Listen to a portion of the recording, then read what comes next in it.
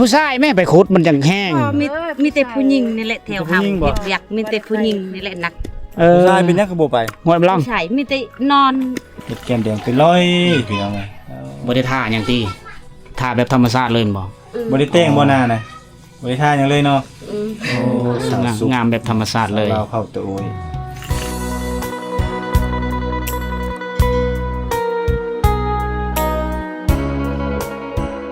สบายดีทุกคนดีเทื่อนึงเด้อยินดีต้อนรับทุกคนสู่การเดินทางตามเคยมื้อนี้บ่สิหอมเริ่มต้นเดินทางจากบ้านตะยงเมืองนองแขวงสวรรณเขตทุกคนเวลา 12 โมงพอดีทึกสวงเขาเจ้าเปิดเส้นทางเฮาไปนะพวกเฮาก็เลยเริ่มต้นเดินทางจากนี้ไปหาเมืองโต้ยพุ่นแหละท่ามกลางบรรยากาศมื้อนี้สิอัปเดตเส้นทางผู้ตะยงนี่เป็นผู้หนึงที่สูงนะในปีก่อนๆช่วงปีก่อนๆมันเกิดทางเจิ่นดินเจิ่นทับทางฉะนั้นปีนี้ภาครัฐเฮาก็มีโครงการปรับปรุงบูรณะเส้นทางขึ้นใหม่โดยจกเอาระเบิดหินเพื่อมีมันตกลงมาถมทางนี้แล้วก็การไปการมาของประชาชนนี่ก็มันตลอดปลอดภัยพี่น้องวันนี้เดินทางกับเบาตุกวิธีเล่าคือเก่าทุกคนทีมงานเก่าทีมงานเดินของสุเฮาไปสิเลยกับไปน้ำการเห็นบนรถเขาเจ้ากายไปกายมาอยู่พูนจะเป็นจุดที่มีความเสี่ยงสูงเพราะว่าดินมันจะเจิ่นพวกละตีนไฮของชาวบ้านเจิ่นลงมาถมทางในแต่ละปีแล้วก็มีรถบรรทุกนี่เกิดอุบัติเหตุรถปีนรถตกผู้แต่ละปีหลายขั้นฉะนั้นจำเป็นต้องได้ปรับปรุงตัดเส้นทางนี่มันต่ำลงไปกว่าเก่าทุกคนถูกมาเบิ้งอันนี้คือแม่น้ำเซละนองเด้อพี่น้องเด้อแม่น้ำเซละนองอยู่ในของเขตเมืองนองแขวงสวรรณเขตเฮาเองก็เป็นจุดหนึ่งที่มีวิวทิวทัศน์ธรรมชาติที่สวยงามพี่น้องรถกำลังเริ่มมานะพอแต่เปิดทางมีผู้ลงได้ในสูงฝนตกมันก็จะเป็นขี้ตมมันจะมืนแดอยู่นี่ต้องคอยสุดแสงตาเต็มไปด้วยภูผาป่าไม้ช่วงนี้น้ำขุ่นในช่วงนี้เซละนองนี่มีต้นกำเนิดมาแต่ปูนมีหัวมาแต่แขวงเดินน่าจะมาแต่ภาคใต้ของประเทศลาวไหลมาแต่เมืองตะโอยแขวงสารวัตรหรือไหลมาแต่เมืองกระลึบผมเรื่องนี้บุคคลก็มีหูจักต้นกำเนิดมันถ้าว่าเพื่อหูจักต้นกำเนิดของแม่น้ำเซละนองคอมเมนต์มาบอกว่าสิหอมเด้อสอนแต่ธรรมศาสตร์ผู้เบื้องนั้นกับเป็นเขตเมืองตะโอยเลยไปผู้เบื้องนั้นชาวบ้านก็อาศัยหาเครื่องป่าคลองดงอยู่ตีนผู้นี่ก็เฮ็ดให้ทำการผลิตอยู่หันปุกเทง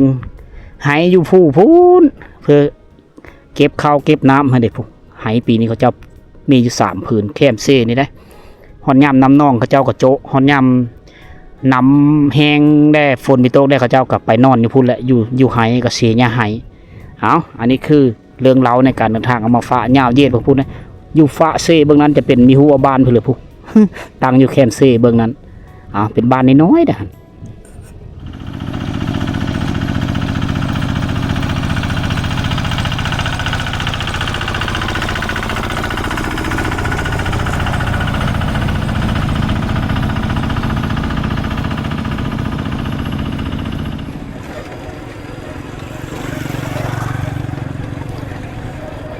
ถ้าฝนตกนี่มืนเลยนี่รถจักรนี่ไปมาเนี่ยแหละมันต้องเป็นอย่างดูมอย่างหนามเท่านั้นที่จะไปง่ายมาง่ายมือนี้มันก็แดดไปมาง่ายอยู่พี่น้องเลยช่วงนี้ช่วงเวลาที่เขาเจ้าพักผ่อนหอด1 โมงเขาเจ้าก็เริ่มเฮ็ดเวอีกปิดเส้นทางเลยจนพวกแหละตอนแรงๆจนค่ำๆเขาจะเปิดเธอไปอีกเส้นทางก็ค่อนข้างยากเติบได้โอ้โหนี่มันเป็นผู้พี่น้องอะขี้หินนี่มันเจอลงมาทุกปีเลยเป็นดินที่สูงอยู่นี่น้ำก็ไหลมาทันขี้หินนี่เลยต้งเอากินได้สบายเลยน้ำออกจากธรรมชาติ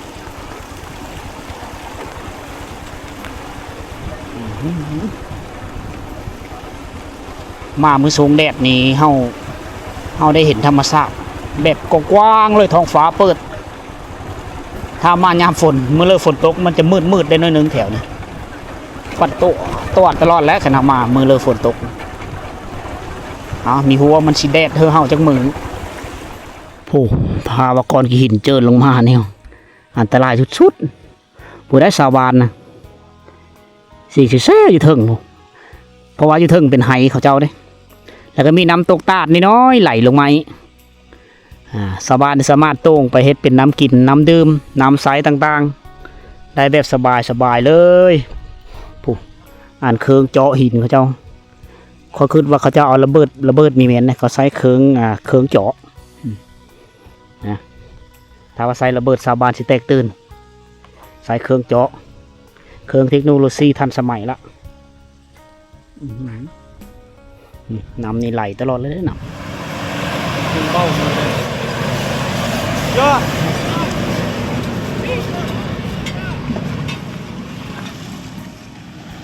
โอ้ลงพบางเลย คันนี้มันตะโลเขาบาง อันนี้ลงพบางยอดลงพบางมันคือคนจีนคนเบียดนะครับ รถกระบะหลายคันได้ปีนนะขึ้นบืนมีวิทย์นี่ถ้าว่ามันไหลลงเรียบร้อยเลยคันมันไหลนี่จังบ่อยู่ได้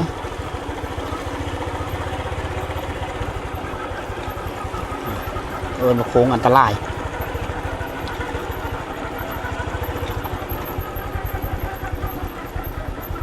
โอ้โ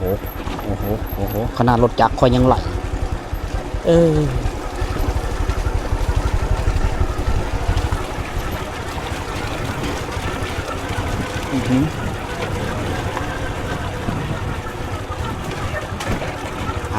วิทย์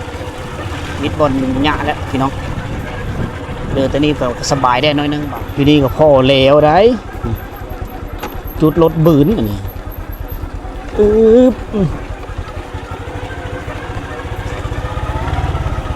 อ้ละน้อบานี่วิทย์บนอันตรายล่ะตึ้มนี่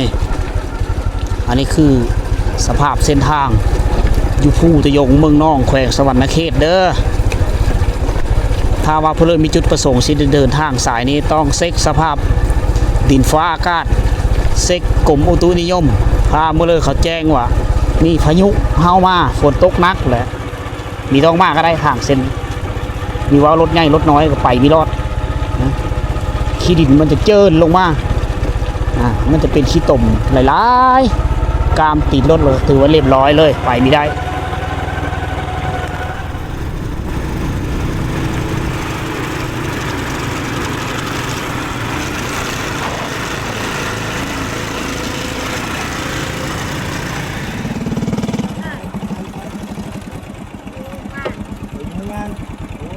ลูกเท่าไหร่เลย7ขายที่นี่เลยขายที่นี่1,700ขายแห้งนี่ก็ราคาดีเนาะ เสื้อรถจักรไป เอารถจักรนี่บ่เอามาไหนมาคนเลยบ่รถซิ่งรถซิงบ่รถซิงรถจักรเสาบ่นี่เสาเลยตามป่านี่บ่ตามป่า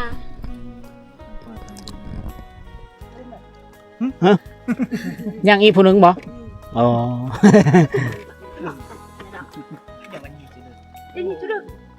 คนนี่เลยเมื่อกินข้าวบ่บัดนี้จูจะด้วยจะด้วยยี่นี่บ่บ้านอยู่เจ้าบ้านปะแนะ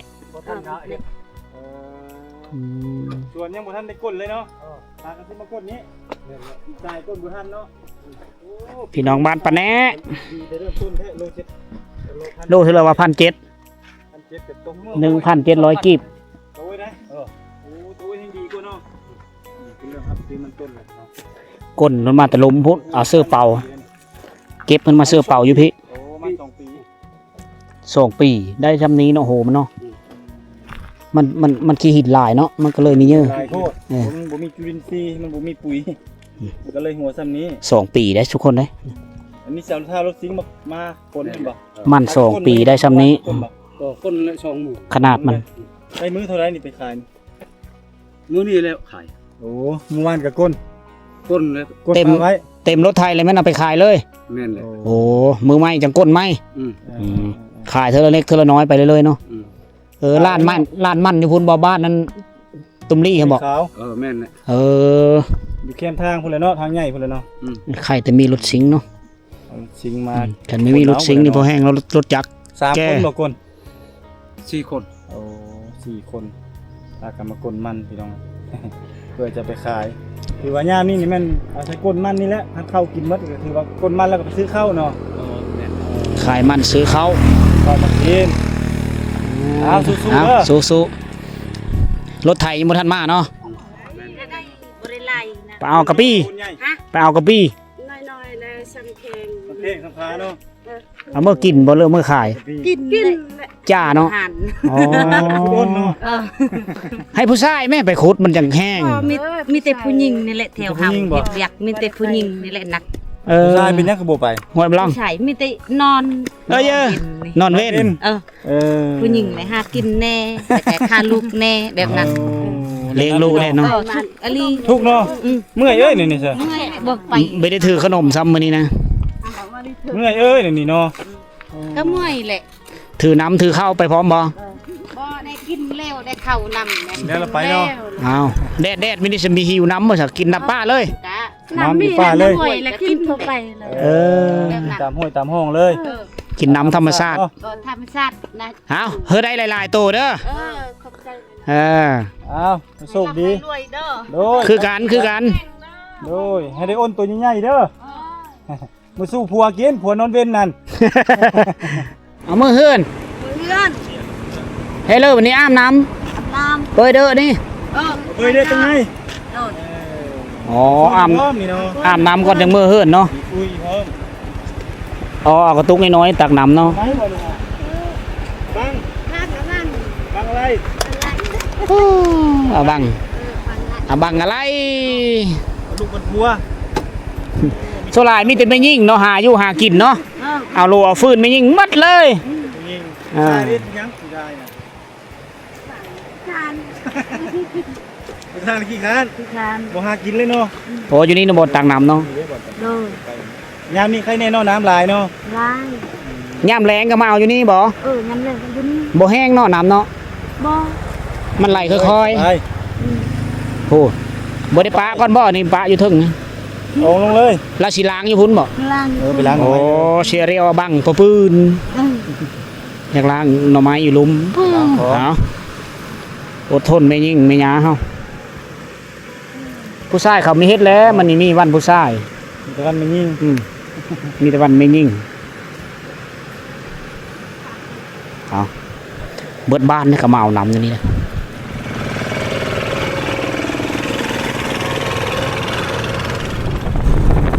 ตอนนี้ค่อยกับทีมงานได้เดินทางมาฮอดเส้นทางสามแยกจากสามแยกเมืองสมุยกับเมืองตะโอยกับเมืองนองนะตอนนี้กำลังมุ่งหน้าเข้าสู่เทศบาลเมืองตะโอยแขวงสารวัตรพี่น้องมานี่ละวิถีชีวิตแถวนี้เขาเจ้าขายมันต้นได้นี่โอ้เอารถไถสิงเลยแถวนี้ลากแก่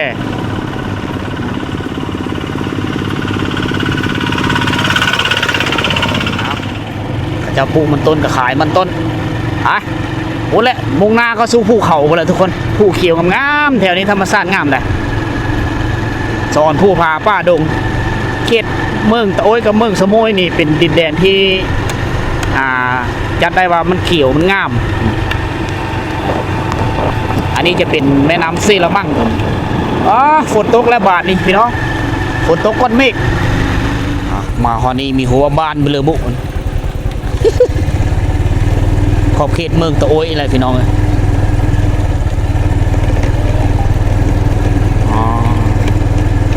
เป็นบ้านหลังน้อยๆบ้านน้อยๆฮอดบ่10หลังคาเฮิรนอยู่พุ่นจะเป็นทีมงานแพทย์หมอเขาจะลงมาซักยาป้องกันพยาธิเธอเด็กน้อยในชุมชนเต็มเซลพาลูกพาเตามายอดยาซักยากันพยาธิให้ได้การบริหารของโรงหมอแถวนี้ก็จะประมาณนี้ทุกคนเลยพอ ราะว่ามันอยู่ไกลจากโรงหมอเด้พนักงานแพทย์ต้องลงสนามบ้านนี้กับพอดีตั้งอยู่แคมทางเลยพี่น้องเอ้ยเส้นทางไปทางซ้ายก็จะไปเมืองตะโอ้ยแขวงสารวันถ้าเฮานำมาทางนี้ก็จะไปเมืองชะโมยหรือไปเมืองนองท่ามกลางบรรยากาศครึ้มฟ้าครึ้มฝนตามเคยพุบรรยากาศตอนนี้ก็ตอนแรงๆเลยพี่น้องเฮามาแต่เมืองนองก็มาพักผ่อนกินเฟอกินกะปิอยู่ที่3แยกไปสะโมยอันนี้เขาเอิ้นว่าบ้านพอเส้นเด้อที่ไปที่มาน่าจะคนซื้อเส้นมาตั้งบ้านพามาอยู่ก่อนเขาจะเลยซื้อว่าบ้านพอเส้นน้อยอยู่คงเขตเมืองตะโอ้ยแขวงสารวันบ้านนี้ก็มีไฟฟ้าใช้เรียบร้อยได้ทุกคนเลยก็จะยาวขึ้นไปพุ่นละปุ๊เอาเป็นบ้านทับอิฐเด้อที่ชุมเฮามามื้อนี้เป็นมื้อแรกค่ะนี่มีปลายบ้านอยู่หั่นบ้านพอเส้นมีอยู่24หลังคาเฮือนน่ะเป็นชนเผ่าตะโอ้ย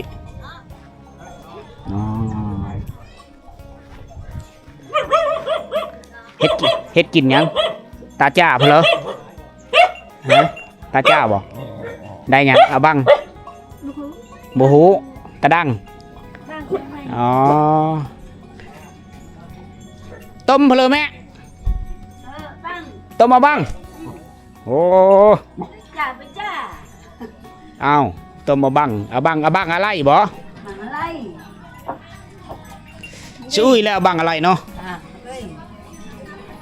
โอ้ควันตัวอยู่นี่เปิดฟ้าหม้อปลาโถอาหารบ้านๆกินกับเจียวกับซูปเด้แต่ละคักกระซูปไปกันน่ะเดี๋ยวจามพวกบังนะเอ้ยบ่หาเลยแล้วจะเฮอกินเราได้เป็นนอกอันนี้คือเจ้าบ่ไปหาหน่อไม้เนี่ยเจ้าเจ้านำเจ้าหลานสาวไปหาอันนั้นนี่พี่เหลืออันนั้นนี่แม่กินอันนั้นก็แม่นบ่จ้าบ่นะกะจ้าลุงบัวได้มะพี่เหลือเด้นี่เด้โอ้มะก้อปลาไหลยังอีแม่เอิญนี่อีแม่เอิญปลาไหลยังลุงบัวกระรวนลุงบัวกระกลวนไม่ไม่โดเฮาเอิญมะก้อโดยมะก้อโอ้จ้านี่แซ่บไปเนาะกินลิ้นมันบ่จ้าบุ้ยบ่มาจ้าบุ้ยเนาะกินม้วนกินลิ้นหลานน้อยปะตวกเลยหั่นปะตวกบ้วยเลยปะตวกเสียบ่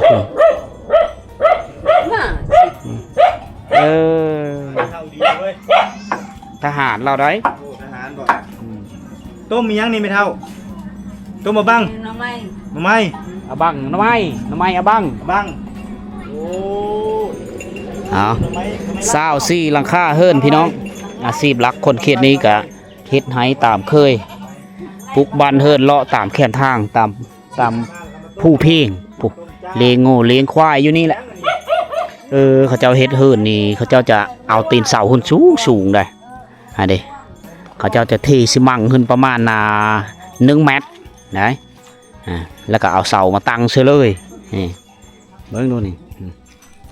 โอ้เฮ็ดแบบเดียวก็กกไม้เลยนี่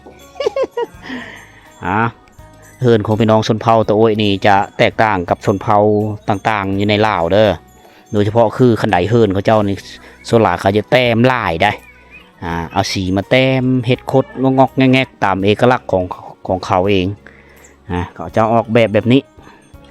เอกลักษณ์ของชนเผ่าตะโอ้ยจะแบบประมาณนี้เด้อทุกคนส่วนหลายเขาเจ้ากระทาสีนี่สลับกันสีเหลืองสีแดงสีฟ้านะบ้านติดกับแคมทางจะมีเสียงรถแล่นทุกเวลาเลยแหละจะมีเสียงรบกวนหน่อยนึงทุกคนผูกปากกันอยู่เฮือนเนาะดงบนไหนเนาะอยู่เฮือนมื้อนี้เนาะเด็ดเส้นทางเข้าหมู่บ้านเขาคักได้เขาเจ้าเอาก้อนขี้หินจากห้วยเซละมังปูไปปูน่าจะเป็นนะอยู่พุ่นก็มีบ้านบ่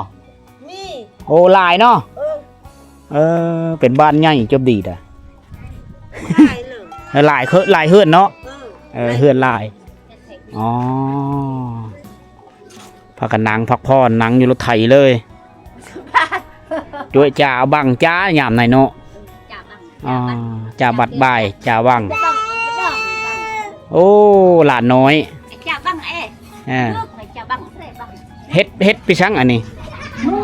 เฮ็ดที่นั่นป่า ซอนป่า ฉันป่าอยู่อ่ะ อันนี้มีท่านเลวเนาะอันนี้นะเครื่องมือหาป่าเขาอันนี้อ๋อเขาเจ้าสารแบบนี้เลยโดยสบายดีเพราะอันนี้เครื่องมือไม่ยิ่งไงเนาะแล้วยิ่งหาป่าเรานี่ไปซอนเนาะ แม่นไปชอบเอาขึ้นเอาอะไรยัง อ๋อบ่ได้ใช้อนวกบ่ บ่ ใช้ตัวนี้ ใช้อยู่นี่แหละ อ๋อคนไปบ้านตุงแตงปีก่อนๆเห็นเขาเจ้าซ่อนอยู่เซละมั่ง ฉันป่าฉันนี่ อ๋อป่าน้อย ป่าน้อยฉันนี่ ๆอ๋อป่าใหญ่ก็ทึกอยู่บ่ คือ ทึกคือกันเนาะทึกเราเอาหมดเลยเนาะโอ้อันนี้คือเครื่องมือที่แปลกๆเครื่องมือหาป่าของเขาเจ้าเอาหลายๆหลังคาเฮือนได้นี่เฮือนติดดินอยู่นี่เฮือนก่อหลังน้อยๆอยู่กันแบบสบายอันนี้คือเฮือนโคหน้าทีโอ้ค่อยโดยแหละนึ่งเข้าเนาะนึ่งไว้เนาะ3 โมงแรงนาทีลูกไผ่เลยเนาะแม่นบ่กะมั่นเลยเนาะโมเมนต์ฮะโมเมนต์กะมั่นบ่ทันสร้างครอบครัวบ่ยังเป็นผู้สาวอยู่ โอ้เพิ่นยังโสดอยู่ได้พอคิดว่าเพิ่นสร้างครอบครัวแล้ว1ข้าวตะเว้นเนาะจักคนกินข้าวแล้วโหดบักใหญ่เลยสินะจ้าฮะเฮ้ยชื่อพอตัวโดนฟืนนะบักใหญ่เลยโดนฟืนเนี่ยเอา2 โดน 3 โดน 1 สุกเลยซะหน่อยเนี่ยบ่ได้ไปหาหน่อไม้บ่มานี่มาแล้วได้หลายบ่ลูกอาใกล้บ่ลูกสาวอ๋อลูกสาวอีแม่นี่อ๋อเขาคิดว่าเราแต่งงานแล้วยังเป็นผู้สาวโอ้สาวเพลินนี่ซื้อนี่นางยังนางตาโอ้สาวตาบ้านพอเส้นเมืองตะโอยแขวงสารวัตรนี่แหละสาวเราไต1เขาเป่าไฟเป็นเบิดนี่เอาวิถีชีวิตสาวลาวบ้านป่าผู้นึงทุกคนเลยตอนอายมาแล้วปบขึ้นหันเนาะปบแล้วลงไหมอ๋ออายกองบอกฮะเอาอันนี้คือเฮือนอันนี้เฮือนแต่งกินตาจ่าอยู่นี่อยู่พีดงบิอ๋ออันนี้เฮือนน้องเองเลยบอกโอ้เฮือนน้องตา1ข้าวให้พ่อให้แม่บ่ได้มีเอ้ยไผบ่มีเอ้ยไผมีเพิ่นไปเฮ็ดเวเนาะเจ้าก็เลยเฮ็ดหน้าที่แทนโอ้สาวลาวไตให้ขึ้นก็ได้บ่ขึ้นได้บ่ได้เนาะมาบ้านชนเผ่าโตยเฮาต้องได้ถามก่อนนะสิขึ้นซ่านถามก่อนเพิ่นอนุญาตให้ขึ้นเฮาจังขึ้นโอ้นี่แต่งอยู่โคกินอยู่หั่นเป่งน้ำเลยเนาะมีน้ำเลยน้ำลิ้นบ่ล่ะน้ำลิ้นโอ้นี่ติดเข่าเพิ่นกัน2 ติดโอ้อันนี้คือบ่อนแต่งอยู่โคกินเทาะน้ำเทน้ำลงพูเลยโอ้ชินะจาเนี่ย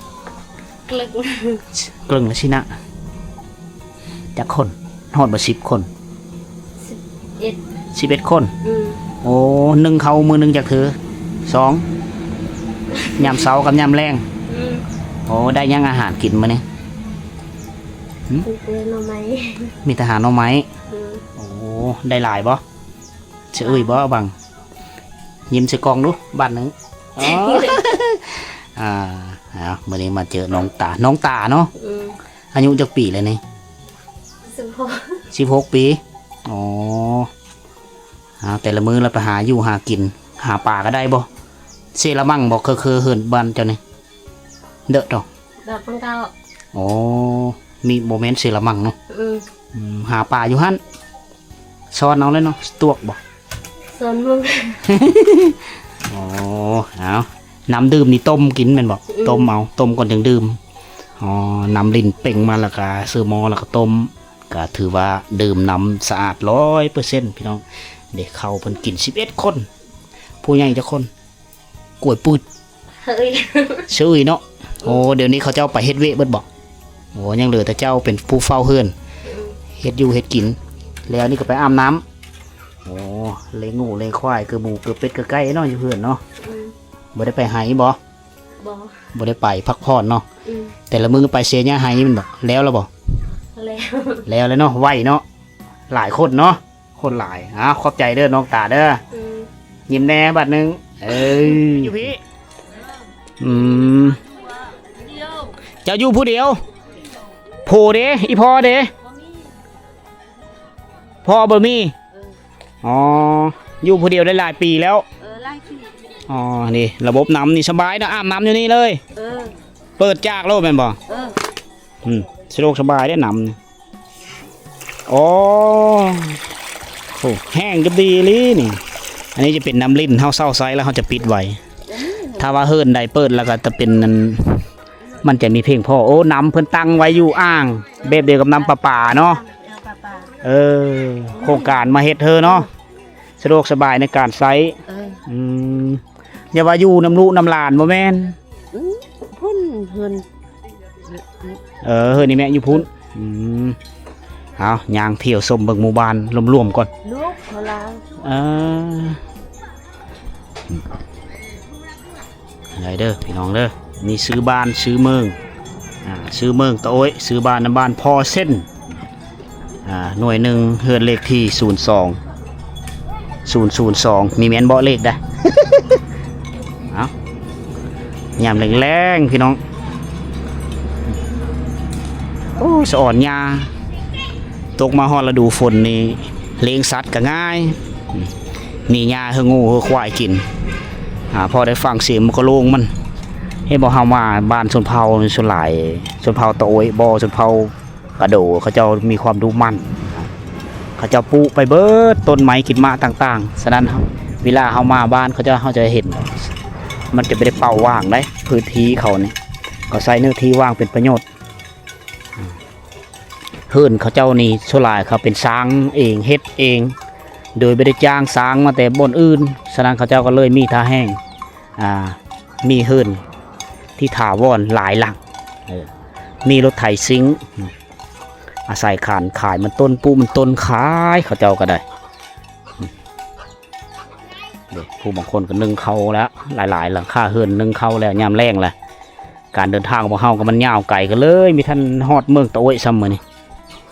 แต่ละบ้านของชนเผ่านี่เขาเจ้าจะจัดสรรเนื้อที่บนเฮ็ดเหลาสำหรับเก็บ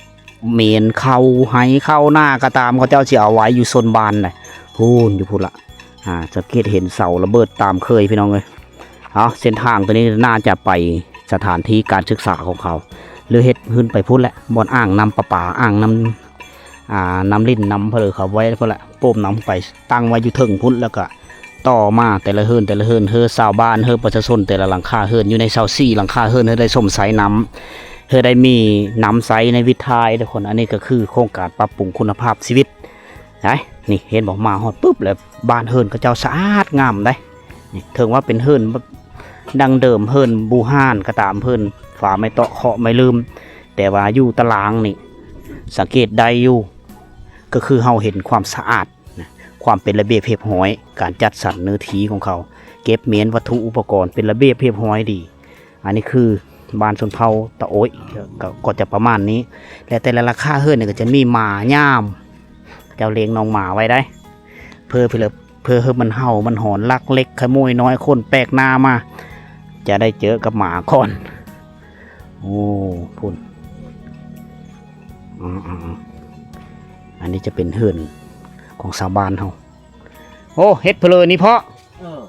ซานสวิงซานแฮ สวิงให้ โอ้ สูบกอกพร้อมสารสวิสารแหนี่เนาะ ใช่ให้ โอ้อีพอเอาทรายยังเอ็ดอันนี้ โจ้ เออ โจ้ ๆโอ้มันหายเนาะ เลย มันบ่เคยเห็น โจ้ โอ้จะให้มันเข้าใน อืม อ๋ออันนี้ซื้ออยู่ตลาด อยู่ตลาด อ๋ออันนี้จะเป็นแห่ แห่อันนี้เนาะ โอ้อันนี้แค่อย่าลืมหรอกห้อยไว้ อันนี้ก็ อย่าลืมเนาะ อืม เวลาเราเอาแข่เราจะเอาหัวเทศรถ เอา ตึก ดิ ป่านี่ ตึกป่าอยู่ห้วยนี่ มาอยู่ห้วย ว้า อยู่นอกนั่นแหละ เกาะเจ้าคักเนาะเกาะจะเนาะอะแรกบกบอกเกาะสุก กระ เกาะ บุก อะแรกบก กระบุก อะบกโอ้บ่คือกันเนาะส่วนเผาตัวไอ้ว่าบกเนาะ กระบุกเลย อ๋อ ขาบเลยสารเลยเบิดมือเลยเนาะพอเนาะ หมดเลย อ๋ออันนี้คือฝีมือแห่งงาน สารไซเองให้ลูกให้หลานเอาไปตึกปูตึกปลาหาอยู่หากินมาเลี้ยงชีพตั้งแต่ละมื้อขั้นเฮามีหาก็ไม่ได้กินได้เพราะว่าถ้ามีเงินก็มีบ่อนซื้อแถวนี้มันอยู่ไกลตลาด ต้องหาเอาเครื่องป้าของลง ก็ได้อยากช่างชื่อก็ขาย สารแล้วหั่นโอ้ขายด่างจักพันจักแสน สี่เชด 400,000ด่างหนึงเนาะ ดังหนึ่งสี่เชด โอ้ตัวแล้วก็มีบ่ตัวแล้วแหละ แล้วเขาขายหมดเลย แล้วราคายเบิดแล้วโอ้เอาอันนี้ ชันไหม สารมาอีกโดยเอามันทนได้นานคาดได้เอาในสารนี่แบบเดียวกับตุ้งเนาะแบบเดียวกับตุ้งกับจิ๊บเอาไม้สารจิ๊บมาสารโอ้ด่างหนึ่ง400,000บ่ทันมีลูกเนาะบ่ทันสู้เล็กได้อันนี้จะเป็นซ่อน มีแต่ แบบนี้ มีแต่ด่างนี่แหละ จักซอกอีพอสารแต่ละด่างจักซอก สี่โชค 4ซอกเนาะ4ซอกอะไรแม่นพ่ออ๋อห้วยน้อยๆพอดีตึกโดยเอา สี่โชคเอาแต่โชคนึงแค่นึง อ๋อซอกละแสน โชคละแค่ แต่แม่น5ซอกก็500,000 500,000 อ๋อ ลายตามซอละแสนพี่น้องอันนี้คือการจักสารการเฮ็ดเครื่องมือหาปูหาปลาการดำรงชีวิตในแต่ละมือมันต้องผ่านการหาอยู่หากินตามห้วยหนองคลองบึงขอบเจอเด้อพอเด้อ เจ้า เอ้ยเนี่ยนี่บ่ได้ดุลแล้วได้บ่ได้มาเจอสาวเข้าตัวไว้ดูดกอกได้มามื้อนี้มาเจอสาวตัวไว้เนาะเพิ่นกำลัง ประลองวีซ่า อ่า ให้เบาตุกกับเบาสีหอมเบิ่ง สอนเนาะถือไปถือมาจนเก่งเนาะล่ะเนาะพระเจ้าจะควัดลิงควัดลายแต้มลายเสือคักอะไรกอกเขาอันนี้เราก็เอิ้นว่ากอกหญ้าใหญ่ นี่แหละ ใจก็ใหญ่เนาะใหญ่บ่ใจก็ใหญ่บ่ โอ้ควัน สาวตา กุ้มเลยพี่น้อง แต่ละมือไปเสียหญ้าหายแล้ว เฮ็ดแก้มแดงเป็นร้อยพี่น้อง บ่ได้ท่าหยังติท่าแบบธรรมชาติเลยบ่ บ่ได้แต่งบ่หน้านะบ่ได้ท่าหยังเลยเนาะโอ้สาวสุข งามแบบธรรมชาติเลย เราเข้าตัวโอ้ยจบผู้งามพี่น้องเอ้ยคันไปยังมาจีบต้องอันดูดกอกนี่เป็นบ่ไปยังมาลงนี่ บ่เป็นกระจีบได้ติได้เนาะบ่เป็นเฮาสูบก็บ่เป็นกระลมได้ เอาอันอีหยังใส่ขี้ท่านไฟบ่ใส่น่ะขี้ท่านไฟมาคุม มัน เท่านั้นแล้วก็ดู มัน ด จังบ่ได้ต่อยกับไฟเด้ โอ้บ่ได้ต่อยดูเนาะ จังกับไฟต่อยแป๊ดๆอยู่หั่นแหละเขาเจ้านี่ไอเดียเขาเจ้าดีได้ เขาเอาก่อไฟมาแปะปั๊บเสร็จแล้วถือว่าบ่มอดเลย คันไปให้นี่ต้องได้พกไปนํเนาะต้องได้ถือไปนํเนาะ ป้าได้บ่ล่ะย่าได้บ่บ่ได้เนาะ บ่ได้คันลืมนี่กลับมาเอาบ่คันลืมกอกนี่บ่กลับบ่ เอาให้เลยจังอยู่ได้สะบัดไปเสียหญ้าให้คันบ่มีตัวนี้อดเอาโอ้ก็แสดงว่าอดได้อยู่สั่นย่าได้เห็นแบบนั้นป้าได้ ผู้สาวนี่อดได้คัน ผู้เฒ่า รุ่นแม่แล้วอดบ่ได้แล้วรุ่นใหญ่นี่ แคทแม่ลุ้นผู้เฒ่าโตกลับมาเอาได้โอ้น้องตา แต่ละมื้อไปเฮ็ดเวียกหยังสาวตา กลมันโอ้กลมันขายแล้วบ่เดี๋ยวนี้ยัง ยัง โอ้เสียหญ้าเนาะเสียหญ้าเข้านํบ่หญ้าเข้าหญ้ามันแม่นบ่บ่ได้ไปเลี้ยงงัวเลี้ยงควายบ่บ่ได้ไปเนาะควันก็พอควันไปออกมา เป้าเอาอันนี้เขาเอิ้นว่าบ้านพอเส้น ก็เป็นบ้านน้อยๆนะบ้านพอเส้นน้อยเขาเอิ้นจะมีพอเส้นน้อยพอเส้นใหญ่พอเส้นในพูดละเดินทางไปทางหน้าอีกนะจะห่างไกลกันอยู่บ้านพอเส้นน้อยนี่ก็มีอยู่24หลังคาเฮือนเป็นบ้านของชนเผ่าตะโอ้ยคนชนเผ่าตะโอ้ยชนเผ่าเพิ่นเลยก็ตามเขาเจ้าซื้อถือผีนะ ยังมีศาสนาที่เขาเจ้าเชื่อถือคือผู้ไทยบ่เผาเราเดิมบ่จะเชื่อถือศาสนาพุทธนะเขาเจ้านี่เชื่อถือผีบรรพบุรุษผีป้าผีปู่ผียาก่อนจะเฮ็ดเพลก็ตามเขาเจ้าต้องได้เฮ็ดฮีดข้อประเพณีจำผีบ้าผีอยู่เฮือนก่อนสิเฮ็ดไห้เฮ็ดเพลก็ตามสิเอาเข้าไห้ขึ้นมาอยู่เฮือนก็ต้องจำผีก้อนนะอันนั้นคือความเชื่อถือของเขาเอามื้อนี้มาฮอดบ้านพอเส้นน้อยกะตะเวนกะคำและบ่สิหอมกะสิได้เดินทางต่อคนทุกคนเลยนะสำหรับวิดีโอนี้ก็มีเพียงหลายหวังว่าจะมอบความสุขให้ทุกคนทั้งบ้านที่กำลังติดตามรับชมนะพบกันใหม่ในวิดีโอต่อไปเด้อสำหรับวิดีโอนี้ขอกล่าวคำว่าสบายดี